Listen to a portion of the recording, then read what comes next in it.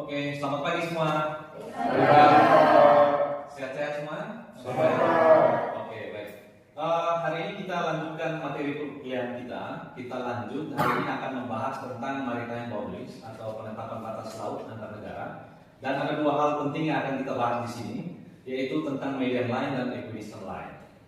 Nah, sebelum kita bahas lebih mendalam tentang median line dan equidistant line, saya mau refresh ke belakang sebentar terkait bagaimana kita menetapkan batas laut atau berbicara soal maritime boundaries itu kita berbicara soal apa.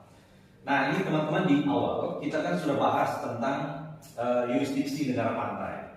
Jadi sebenarnya berbicara tentang penetapan batas laut antar negara, hulunya itu berangkat dari yurisdiksi negara pantai. Yurisdiksi ya, masih ingat ya soal kita bicara soal yurisdiksi negara pantai. Nah, ada dua hal penting yang harus kita ingat terus berbicara mengenai penetapan batas laut atau maritime boundaries ini. Yang pertama itu kita bicara soal kedaulatan negara, kemudian kita bicara soal hak berdaulat dari negara pantai. Nah, ini titik masuknya kalau kita berbicara soal maritime boundaries. Nah, kenapa dua hal ini penting? Karena berbicara soal maritime boundaries itu kita berbicara soal yurisdiksi negara tadi itu. Ada persilangan antara yurisdiksi dari dua atau lebih negara wilayah lautnya.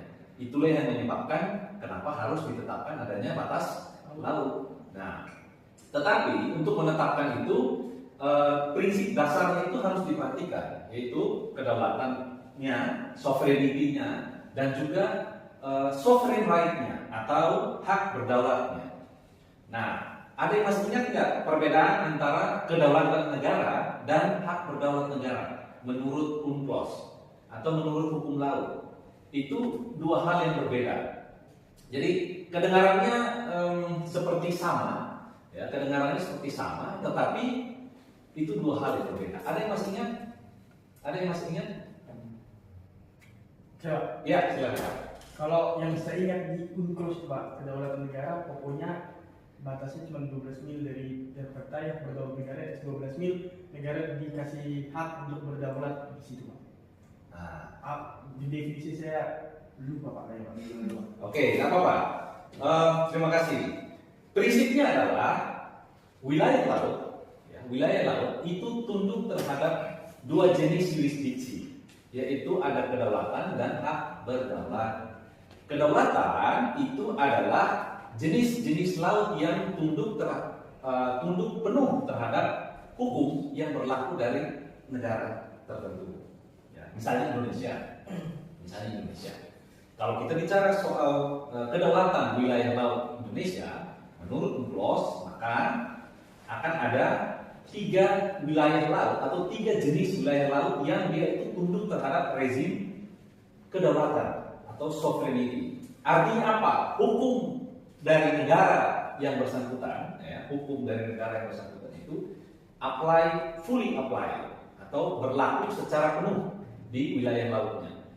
Ya, nah itu yurisdiksi. Kan kita juga pernah belajar di hukum internasional kan, teman-teman tahu bahwa kita berbicara soal yurisdiksi itu kita berbicara soal bagaimana hukum dari satu negara itu bisa diberlakukan, sejauh mana diberlakukan. Tetap tunduk terhadap asas-asas yurisdiksi juga. Masih ingat ya, asas teritorial, ada asas personalitas gitu. Nah, itu menjadi dasar untuk juga dalam penetapan batas laut atau maritime boundaries. Nah, ini teman-teman harus pahami karena ketika penentuan batas laut ini, dia tidak berdasarkan kepada kedaulatan atau hak berdaulat atau yurisdiksi negara pantai menurut hukum laut internasional, itu akan susah, dia tidak muncul. Jadi dasar utamanya adalah yurisdiksi negara pantai. Yurisdiksi ini kita harus lihat dua prinsip penting ini: sovereignty of state atau sovereignty of coastal state dan sovereign right.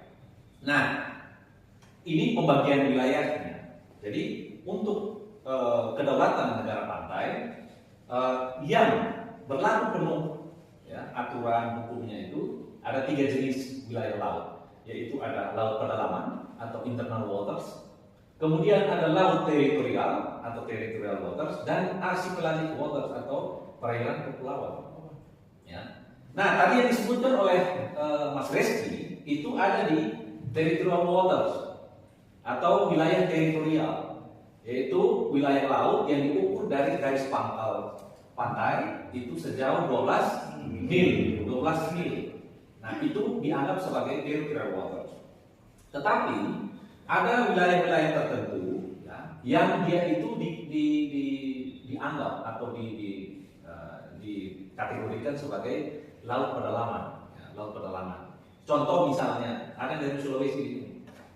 Nah, misalnya antara Sulawesi itu kan bentuknya kayak K itu. Nah, itu huruf K itu wilayah lautnya itu dianggap sebagai perairan pedalaman. Nah, di UNCLOS sendiri sudah ada kategorinya. Minggu lalu kan kita sudah bahas itu ya. Ini hanya sekedar refresh saja supaya teman-teman paham betul itu. Nah, hak berdaulat apa? Jenis atau kategori wilayah lautnya hak berdaulat. Kalau hak berdaulat itu ada 3. Ada zona ekonomi eksklusif, ada zona tambahan, dan juga ada landas kontinen. Ada landas kontinen. Nah, perbedaannya di mana antara hak berdaulat dan kedaulatan itu? Kalau hak berdaulat, ya, itu semenjak negara itu ada, maka dia berdaulat, sejak diakui sebagai negara. Sedangkan hak berdaulat, ya, itu bedanya kedaulatan. Sedangkan hak berdaulat itu adalah exclusive right yang diberikan oleh UNCLOS, kepada negara pantai. Untuk apa? Untuk bertanggung jawab mengelola wilayah-wilayah laut yang kita sebutkan tadi di dalam konvensi hukum laut. Ya, jadi misalnya zona ekonomi eksklusif, ya, sejauh 200 mil diukur dari garis pantai, ya, 200 mil. Nah, itu bukan kedaulatan, tapi hak berdaulat, negara pantai. Nah, maksudnya apa? Awalnya memang itu dianggap sebagai wilayah yang di luar dari kedaulatan negara pantai. Tetapi kesepakatan internasional melalui UNCLOS 1982, ya, konvensi hukum laut yang terakhir, itu memberikan zona eksklusif ini kepada setiap negara pantai, ya, untuk apa? Memiliki hak dan kewajiban sekaligus. Haknya apa? Haknya, teman-teman, kita bisa cek sama-sama di UNCLOS, ya. Dia bisa menggunakan atau memanfaatkan sumber daya hayati laut yang ada di zona ekonomi eksklusif. Plus, dia juga bisa memberlakukan aturan-aturannya di ZEE. Tetapi, perbedaannya adalah aturan yang diberlakukan ini ada pembatasannya. Dan pemberlakuan aturan di ZEE itu diberlakukan atas dasar untuk menegakkan pelanggaran-pelanggaran yang terjadi di wilayah ZEE, misalnya illegal fishing dan lain sebagainya. Tetapi dia tetap dibatasi. Kalau kita ingat pasal 73, ya, UNCLOS itu mengatur soal penegakan hukum yang ada di UNCLOS, ya, yang ada di wilayah ZEE. Misalnya orang illegal fishing dan lain sebagainya, negara pantai boleh menindak, tetapi dia tidak boleh memidana. Maksimal ya dia hanya kasih denda. Kenapa? Karena memang teritorial itu bukanlah wilayah kedaulatan yang sebenarnya. Dia hanya diberikan exclusive right oleh hukum laut internasional untuk mengelola itu. Nah, ini penting sebagai pintu masuk untuk kita memahami soal maritime boundaries dulu. Nah, 2 tipe dari jurisdiksi inilah, ya, yang menjadi dasar bagi negara-negara untuk menetapkan batas wilayah lautnya. Jangan lupa, di dalam berbicara soal penetapan batas laut, ada satu wilayah laut juga yang selalu banyak dibicarakan, yaitu high seas atau laut bebas. Misalnya kita Indonesia, selatan Indonesia itu kan high seas, ya, Samudra Hindia itu high seas. Ya.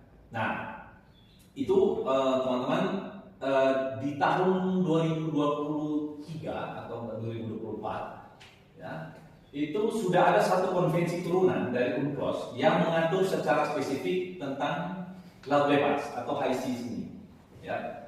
eh, disebut BBNJ ya, Biodiversity Beyond National Jurisdiction Agreement. Ya, itu pengaturan khusus mengenai eksplorasi dan eksploitasi terhadap laut bebas oleh negara-negara. Nah itu nanti kita akan bahas di pertemuan yang akan datang. Jadi tetapi jangan lupa salah satu pintu masuk juga untuk menetapkan batas laut yang harus diperhatikan oleh negara-negara itu adalah selain zona jurisdiksinya tadi, yang harus diperhatikan itu juga adalah laut bebasnya, sejauh mana eksplorasi laut, terutama dengan munculnya BBNJ ini. Ya, BBNJ Agreement itu ada serangkaian kewajiban-kewajiban negara pantai juga untuk dilaksanakan. Nah, jadi tidak hanya soal wilayah hak berdaulat dan juga kedaulatan negara pantai, tetapi juga harus memperhatikan soal laut bebas. Tentu saja, sekali lagi prinsipnya masih sama. Status laut bebas itu adalah di luar dari jurisdiksi negara-negara. Nah, sekarang kita masuk ke intinya. Prinsip yang pertama tadi sudah kita paham bahwa yang menjadi titik untuk memperdebatkan soal maritime boundaries atau batas laut antar negara itu adalah soal wilayah lautnya. Ya, soal wilayah lautnya. Nah, apa sebenarnya yang menjadi persoalan ini? Ya, persoalan ini. Kita harus lihat wilayah laut ini dalam dua kategori. Ini perspektifnya secara geografis, ya, secara geografis. Ya. Biasanya penetapan batas itu akan memperhatikan letak geografis dari negara pantai itu. Entah pantainya itu sifatnya adjacent atau berdampingan, ya, atau dia opposite, berhadapan wilayahnya. Contoh Indonesia, kita ini berdampingan dan berhadapan itu sangat banyak. Contoh kita dengan Singapura. Kita dengan Singapura itu bahkan tidak hanya adjacent, kita mengelilingi wilayah itu. Dengan Malaysia di beberapa sisi kita opposite, berhadapan. Tetapi di sisi yang lain kita berdampingan. Malaysia yang sebelah timur di Pulau Kalimantan itu kan berdampingan wilayah lautnya. Kalau kita perhatikan peta. Tapi kalau Malaysia yang di Semenanjung itu berhadapan dengan Pulau Sumatera. Itu opposite apanya wilayah laut. Nah, prinsipnya itu untuk menetapkan batas tadi kita lihat jurisdiksinya, yang kedua kondisi geografisnya. Oke, letak lautnya ini berdampingan atau berhadapan. Kalau dia berdampingan, misalnya, silakan dilihat prinsip utama di dalam UNCLOS, ya, prinsip utama di dalam UNCLOS itu selalu mengedepankan yang namanya batas tengah. Median line, ya, median line. Tetapi yang harus kita ulas dulu bahwa sebelum UNCLOS 82, 1982, penetapan batas laut atau delimitasi wilayah laut ini itu sangat bergantung kepada geomorfologis dari kondisi geografis negara pantai itu. Natural prolongation itu yang lebih digunakan itu adalah landas kontinen. Landas kontinen. Semenjak teknologi dasar laut ditemukan, orang terutama pada tahun 1958 ada namanya deklarasi Presiden Truman dari Amerika Serikat yang mengenalkan prinsip equidistant ini sebenarnya. Tetapi dulu dasarnya itu adalah eksplorasi minyak yang dilakukan oleh Amerika Serikat. Dia Truman Declaration itu mengedepankan soal ekspansi wilayah, ya, dari daratan Amerika ke arah Meksiko dan ke Amerika Tengah. Karena ternyata ditemukan bahwa di dasar laut itu ada terusan wilayah daratan yang sebenarnya ditutupi oleh air, ya, air laut. Tetapi di bawah itu ada terusan. Nah, continental shelf ini menjadi dasar utama dulu ketika penetapan batas laut. Ya, karena apa alasan utamanya itu? Hanya karena kekayaan sumber daya, ya, kekayaan sumber daya alam yang terdapat di dalam wilayah laut itu. Itulah yang menyebabkan negara-negara itu mati-matian untuk mempertahankan wilayah tersebut dan mengekspansi, ya, mengekspansi wilayah-wilayah itu. Nah, itu pra UNCLOS ya. Nah, kita bisa lihat yaitu dulu sebelum munculnya Pengadilan Hukum Laut Internasional atau ICLOS, sengketa-sengketa laut ya, itu diselesaikan di ICJ atau International Court of Justice. Nah, ada beberapa putusan nanti akan saya share sebagai tugas ya. Kita bisa cek di sana bahwa pada dasarnya dulu sebelum muncul kesepakatan bersama negara-negara pantai soal penetapan yang lebih fair, mereka masih menggunakan continental shelf itu sebagai dasar utama. Karena apa? Euforia pada saat itu adalah eksplorasi minyak dan gas yang sedang besar-besaran terjadi, sehingga negara-negara pantai itu setelah Truman Declaration itu negara-negara di Amerika Tengah, Meksiko dan lain sebagainya, mereka juga banyak mengikuti Amerika Serikat ya, dengan mengklaim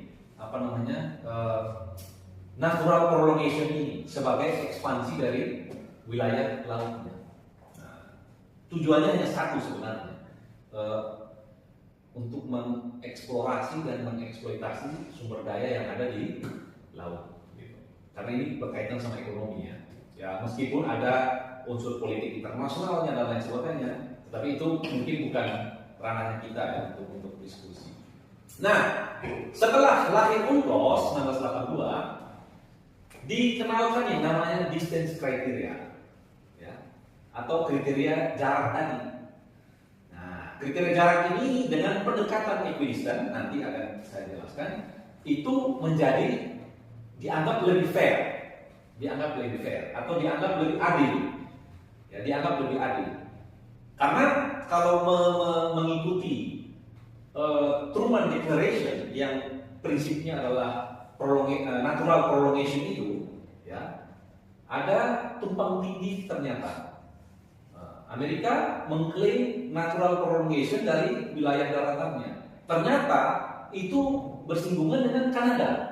Nanti kita akan lihat ada satu putusan bahas mengenai Gulf of Mexico, ya, itu sengketa antara Meksiko, Amerika Serikat dan Kanada yang mengklaim soal eksplorasi di wilayah sini.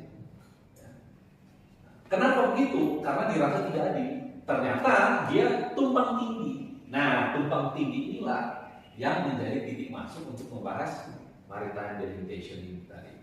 Nah, jadi setelah UNCLOS kita lihat ada beberapa kriteria yang diperhatikan. Kalau misalnya wilayah laut itu kebetulan ideal, itu berarti tidak terlalu susah dalam menentukan batas laut.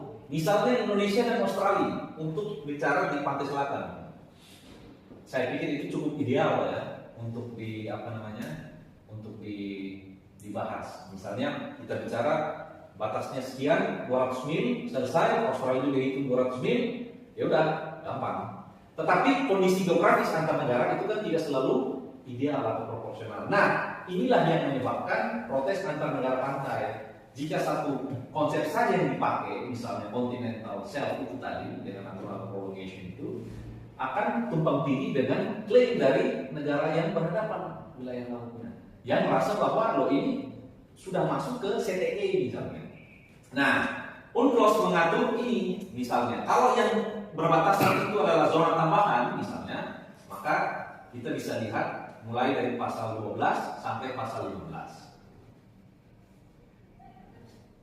Itu kalau kebetulan ada zona tambahan yang menjadi titik singgung antar negara itu. Continental shelf kemudian tetap diakomodir, tetapi belakangan dalam praktek nanti akan kita lihat beberapa putusan ICLOS ya, yang mereka sudah meninggalkan itu. Jadi berangsur-angsur lebih banyak menggunakan median line dengan pendekatan equidistant line tadi. Nah, kalau dia perbatasannya menggunakan CTE, maka dia tunduk pada rezim pasal 74. Sampai di sini dulu, ada yang mau bertanya dulu? Ada yang mau bertanya? Cukup jelas? jelas. Jelas ya? Oke. Nah, sekarang median line. Median line itu, ya, kalau kita lihat di UNCLOS, ya, kita lihat di UNCLOS, prinsip dasarnya di dalam menetapkan batas laut itu menggunakan garis tengah. Garis tengah. Kalau normal. Saya kasih contoh tadi, Indonesia dan Australia misalnya. Oke, setelah dihitung dari wilayahnya, oh ternyata ketemu paling ujung 200 mil, oke? Nah, karena sesudah CTE ke sana, itu adalah status laut bebas. Begitu juga Australia misalnya. Australia setelah dihitung sekian 200 mil CTE-nya ketemu ujungnya. Nah, sesudah 200 mil CTE Australia di tengah-tengah itu adalah status laut bebas. Itu ideal. Maka tidak masalah, berarti kan tidak perlu menetapkan batas. Secara hukum laut internasional itu sudah otomatis ada batasnya. Nah, kita cari titik yang problematik. Di NTT misalnya, di Pulau Timor dan Pulau Rote. Ya, itu adalah titik problematiknya. Karena apa? Jaraknya tidak ideal. Jaraknya tidak ideal. Ya, jarak antara Pulau Timor, ya NTT itu, dengan Australia bagian utara itu tidak ideal seperti yang kita bicara CTE kemudian laut bebas. Dia kan berhadapan dan sangat sempit. Nah, kalau pakai prinsip median line, maka akan ditarik garis pangkal, ya, dari masing-masing wilayah paling ujung, kemudian ditarik ketemu di tengah. Berapa luas wilayahnya dibagi dua. Itu median line. Ya, median line. Karena kalau tidak menentukan begitu kan overclaim, ya, kan bingung nih. Loh, wilayah saya ini sempit ini, sudah mepet. Gimana klaimnya? Nah, UNCLOS katakan atau UNCLOS mengaku bahwa prinsip pertama itu menggunakan median line. Kalau tetapi ada kalaunya.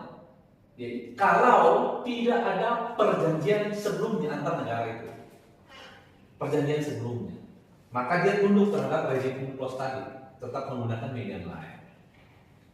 Tetapi negara bisa melakukan perjanjian antar negara untuk bilang kita tidak perlu menetapkan batas misalnya, boleh. Tapi joint operation aja. Indonesia dan Australia pernah melakukan itu di tahun 1989 untuk eksplorasi bersama di Timor Jaya, ya, di celah Timor itu yang tadi saya katakan itu, untuk eksplorasi minyak dan gas secara bersama-sama, tanpa menyinggung soal batas laut. Boleh negara-negara bersepakat untuk tidak bersepakat, ya, menetapkan delimitation of territorial sea. Boleh. Atau dia sepakatnya berbeda, misalnya Indonesia menerima Australia menggunakan continental shelf. Sehingga apa? Sehingga batasnya tidak lagi misalnya ya 80 mil. Bagi dua berarti 40-40 kan. Tidak lagi 40 mil, tetapi Indonesia recognize, mengakui natural prolongation dari benua Australia. Sehingga oke lah, biar fair hitung aja. Nanti titiknya di mana, di situ ditarik batas. Misalnya. Kalau Indonesia tidak ada perjanjiannya, maka prinsip median line ini tidak berlaku. Tidak berlaku terhadap apa? Terhadap dua negara ini. Kalau tidak ada particular agreement of states. Tetapi kalau mereka berdua, misalnya Indonesia dan Australia, tidak mengatakan sesuatu di dalam satu perjanjian untuk menetapkan batas, dua negara ini tunduk terhadap rezim median line atau garis tengah, ya, garis tengah. Nah, atau misalnya saya kasih contoh di sini Indonesia dan Singapura, misalnya 40 mil, maka prinsip median line adalah membagi menjadi dua, ya, biar fair. Ya. Kita agak sedikit ruwet, ya, untuk membagi laut karena nampaknya jalur Selat Malaka itu merupakan jalur yang sangat menguntungkan Indonesia, Singapura, Malaysia, sejauh ini kita belum melihat ada satu specific agreement antar negara, terutama Malaysia, Indonesia, Singapura mengenai batas laut. Tetapi dulu itu sudah banyak pembahasan, boleh dikatakan gentleman agreement lah, untuk melihat sejauh mana wilayah Indonesia itu lautnya. Jadi batasnya mungkin dilihat dari laut teritorial saja. Ya, misalnya 12 mil, Singapura ternyata bisa 12 mil. Maka maksimal yang bisa diperbincangkan soal penetapan batas itu adalah wilayah 12 mil ini. Tidak ada wilayah ZTE karena lautnya sudah sempit. Tetapi 12 mil itu tetap ada di antara Indonesia dan Singapura dan Malaysia. Itu tetap ada 12 mil. Biasanya sesudah 12 mil itu sudah international zone. Ya, sudah zona internasional. Kenapa? Karena tadi ya, prinsipnya tadi sudah tidak cukup untuk menarik ZTE. Nah, rupanya negara di Asia Tenggara, khususnya Indonesia, Singapura dan Malaysia, itu semacam bersepakat saja untuk itu dibiarkan sebagai jalur perdagangan dunia. Nah, bedanya dengan equidistant apa? Equidistant line. Bedanya equidistant line apa dengan median line? Tadi kita kembali ke prinsip dasar. Median line itu dia betul-betul harus mengukur secara presisi. Bukan presisi, tetapi dia mengukur lebih mengupayakan mencari garis tengah. Nah, permasalahannya lagi adalah tidak setiap wilayah itu proporsional. Kalau mau ditarik garis tengah, pasti ada salah satu wilayah yang lebih menjorok atau lebih masuk ke dalam. Misalnya dia ada tanjungnya atau dia ada teluknya dan lain sebagainya. Nah, itu dirasa oleh negara lebih susah. Maka equidistant line itu adalah salah satu turunan dari median line, tetapi dia lebih fairnya dianggap itu adalah melihat titik-titik paling terluar yang barangkali itu tidak dianggap sebagai titik tertentu dari median line itu, untuk kemudian ditarik garis imajiner, ya. Lalu sesudah ditarik garis imajiner itu ditemukanlah ya, satu titik yang paling tengah, ya, sehingga baru dibagi dua. Itu equidistant, pendekatan equidistant, lebih equidistant. Jadi lebih ke situ, dia lebih ke situ. Nah, bisa paham ini perbedaannya? Bisa. Oke. Ada yang mau bertanya dulu? Ada yang mau bertanya dulu? Mas Edia, gimana? Masih jelas, Pak. Masih jelas ya? Oke, jadi jangan lupa sekali lagi saya tekankan prinsip penting di dalam maritime delimitation, ya, maritime boundaries delimitation itu harus betul-betul melihat letak geografis antar kedua negara itu. Ya. Nah, letak geografis ini menentukan jurisdiksi dari negara tersebut. Ya. Nah, biasanya tumpang tindih antar wilayah inilah yang akan diselesaikan dengan penetapan batas. Nah, UNCLOS sendiri sudah memberikan jalan keluar, ya, jalan keluar. Tetapi prakteknya bisa saja perjanjian antar negara itu bisa dipakai sebagai jalan keluar lain selain UNCLOS 1982. Dan UNCLOS sendiri recognize itu. Ya. Pertanyaannya, kenapa UNCLOS memberikan kebebasan terhadap negara untuk membuat perjanjian? Ada yang tahu? Alasan utamanya apa?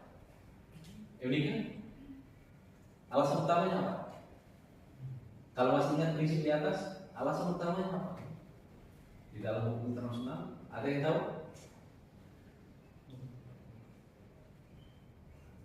Alasan utamanya karena kedaulatan negara.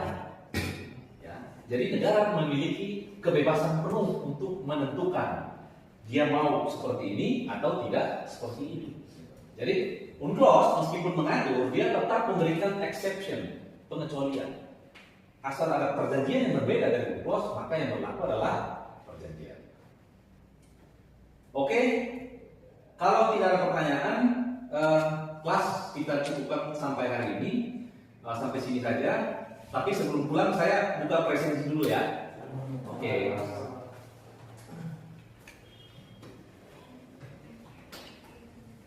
Silakan dibuka di siasat presensinya. 30 detik saja ya.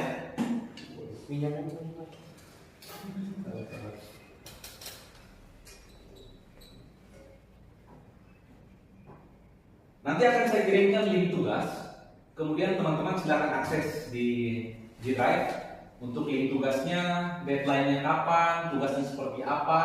Itu nanti semua akan ada di G Drive. Saya akan kirimkan ke WhatsApp group kita supaya nanti masing-masing bisa buka di sana dan bisa mengupload tugasnya di G Drive-nya. Begitu ya? Sudah selesai semua presentasi? Oke, baik. Kalau begitu terima kasih banyak untuk kehadirannya. Nanti minggu depan kita akan cek bersama-sama tugas kita yang akan kalian kerjakan untuk minggu depan. Begitu ya? Baik, terima kasih. Selamat siang.